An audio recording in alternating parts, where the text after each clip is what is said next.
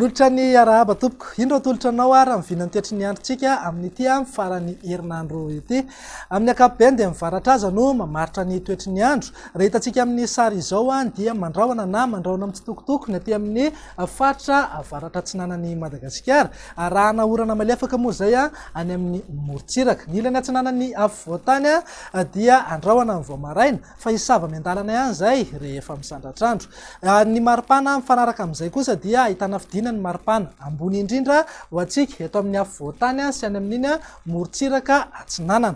Andrivotra ihany koa amin'ny ankapobeny ny aty amin'ny tendrony avaratra Sofia, Oeny, Betsiboka ary any amin'ny manodidina ny Taolagnaro. Andao jerentsika amin'ny antsipiriany ary mivinany toetry ny andro ho amin'ny rahampitso maraina. Andrahona ny ilany atsinanan'ny Madagasikara raha arahana orana malefaka izay aty Antalaha, Analanjorofo ary Toamasina. Ny ilany atsinanan'ny afovoantany araka ny efa nolazaiko teo dia andrahona na anjombona ny voamaraina fa hisava miandalana ihany zay rehefa misandratra andro. Mifaritra sisa rehetra moa omaina ny andro amin'ny ankapobeny.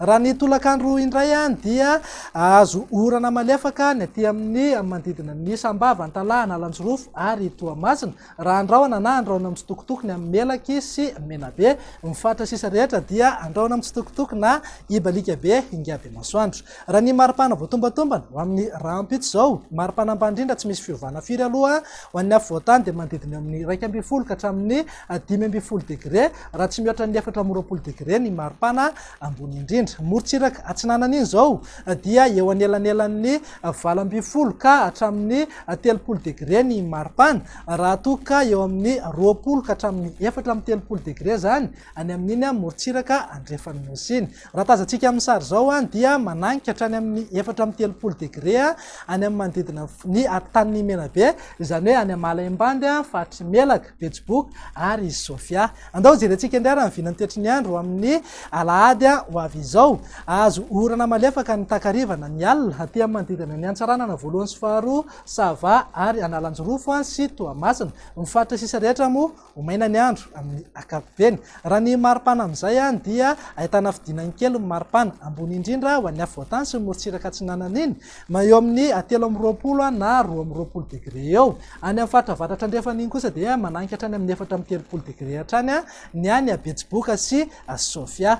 Andao faranantsika mivinany toetry ny andro ny alatsinainy ary zay dia azo orana malefaka hatrany aloha ny aty amin'ny Sava sy Analanjorofo raha saika omaina avokoa ny faritra sisa rehetra. Raha ny maripana ao anatin'izay manodidina eo amin'ny 2.20 na 2.20 degré eo ny maripana ambony indrindra, raha toa ka hananika hatrany amin'ny 4.30 degré zay aty Sofia, Betsiboka ary ny tany Menabe, zany hoe any amin'ny Androvazo sy Malaimbandy. Dia zay indray raha mivinany toetry ny androntsika amin'ity farany herinandro ity. Ny tena kosa manome fotoananao ho amin'ny manaraka indray. Veloma tompoko.